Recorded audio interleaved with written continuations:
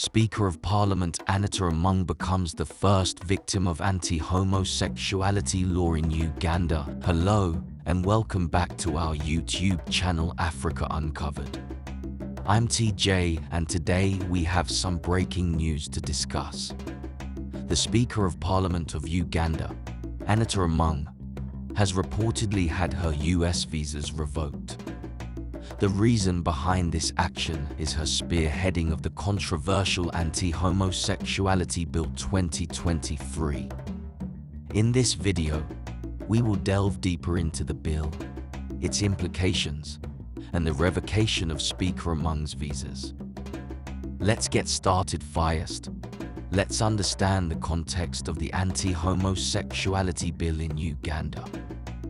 The bill was introduced in 2023 and caused a significant stir both domestically and internationally. Locally, majority people commended the Parliament of Uganda for tabling the bill again after the first one had backlash in court and was nullified. It is believed that most people in Uganda are against homosexuality despite a few.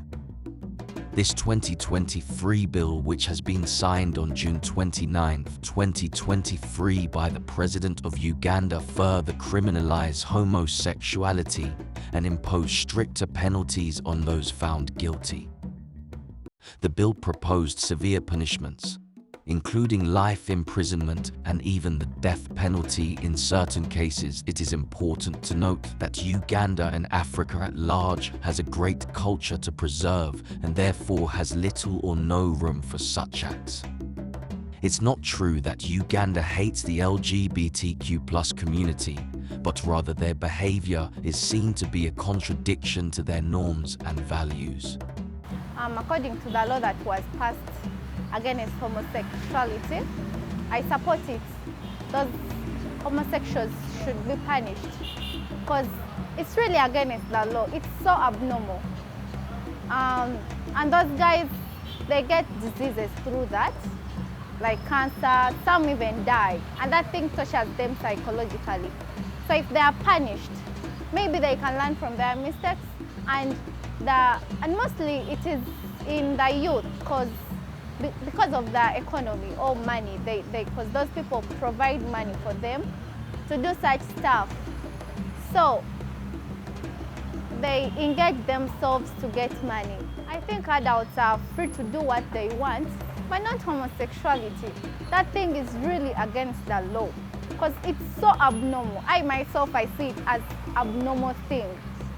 They're even tortured psychologically, though they can't speak, but that thing tortures them psychologically. The act of homosexuality in Uganda is still considered illegal. Ugandans think that it's a good law that has been passed to protect their values as Ugandans. And as a Muslim, I also support it. My opinion about the bill, I support it. Why? Because it does not support life. The purpose of our creation is reproduction. So without doing the right way of sex, we cannot reproduce. And that's why I don't support it, because I support life. Because logically speaking, if we put a group of homosexuals on an island, let's say for example, and we leave them there for 100 years, we cannot find them there. We shall not find any life there. But if we put a group of 100 people on an island that are doing the right way of how sex is supposed to be done, we shall find developments, we shall find life and beyond. So if you are a homosexual and promoting it, it means that you are fighting life. So I cannot support you, I should be against you. First and foremost, my view about homosexuality, I'm a Christian, but I'm also an African. I do hold so dearly to the family values, whereby it is a man has to marry a woman, and not a man to a man, or a woman to a woman. The law that was passed, that was the better decision that they were supposed to give them. Because when you look on that law and you look at the punishments which are given, like the punishment of life imprisonment, and for example to someone who has committed that crime, for me I feel like that's the best punishment that that person could be given. And it's because a punishment is meant to stop people from doing a certain act. And by the fact that they give a hard punishment, it will be very hard for people, maybe who will be enticed by the money, because they will know if I'm caught, then I will go to prison for life. It won't be like fighting corruption, whereby someone can say, let me be corrupt, as long as I know when they get me, they'll arrest maybe for 5 years and they release me. But here, by the fact that someone knows I will be imprisoned for life, people will be scared of carrying out such acts, and of which, according to me, I feel like it's a better punishment. Despite this bill being seen as a continuation of that intolerance, the legislators who overwhelmingly supported the bill stay strong and steadfast to see the new law be enforced. This has, however, been received harshly by the international human rights organizations, as well as several governments who expressed their concerns about the bill's potential violation of human rights. We have grave concerns with the passage of the Anti-Homosexuality Act, AHA, by the Parliament of Uganda yesterday, and increasing violence targeting LGBTQI+ persons. If the AHA is signed into law and enacted, it would impinge upon universal human rights, jeopardize progress in the fight against HIV/AIDS, deter tourism and invest in Uganda, and damage Uganda's international reputation. The bill is one of the most extreme anti-LGBTQI+ laws in the world. Human rights are universal. No one should be attacked, imprisoned, or killed simply because of who they are or whom they love. The Speaker of Parliament of Uganda, Anita, among who played a crucial role in spearheading this bill, has had significant influence and power in shaping the legislative agenda. Her support for the bill and her instrumental role in pushing it forward have resulted in the revocation of her US visas. The United States, like many other countries, has long been an advocate for LGBTQ+ rights globally.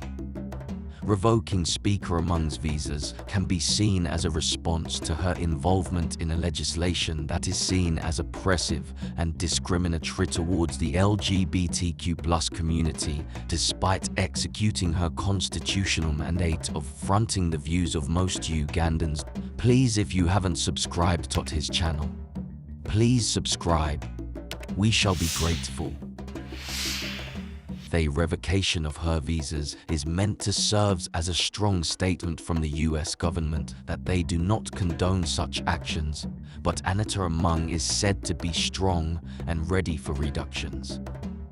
While speaking on the floor of Parliament one time, Anita Among was very categorical that she's ready for everything that would come her way due to this act, and asserted that she had already received threats for her to drop the bill, something she did not adhere to. Revocation of Speaker Among's visas brings forth several important discussions. Firstly, it raises questions about the delicate balance between respecting a country's sovereignty and addressing human rights concerns purportedly by the international community. It also highlights the role of international pressure in influencing national policies, especially in matters of human rights. While the US government's decision to revoke Speaker Among's visas can be seen as a strong stance against discrimination, some argue that it may not be the most effective way to bring about change. Critics argue that engaging in dialogue and fostering understanding might yield better results in the long run, but the grieved party seems not to be interested in dialogue on the same matter. As we wrap up today's video, it's crucial to remember that discussions on human rights and equality are ongoing, both domestically and internationally. The revocation of Speaker Among's US visas shines a spotlight on the global struggle for LGBTQ+ rights and the impact of legislation that seeks to marginalize certain communities. We hope this video has provided you with a deeper understanding of the Anti-Homosexuality Bill in Uganda and the revocation of Speaker Among's visas. Let's continue to have open and respectful conversations about these crucial issues. If you found this video informative, Please like, share and comment. Thanks for watching. Please don't forget to subscribe to this channel and hit the bell button such that you can be reminded whenever we put a new video. Much love.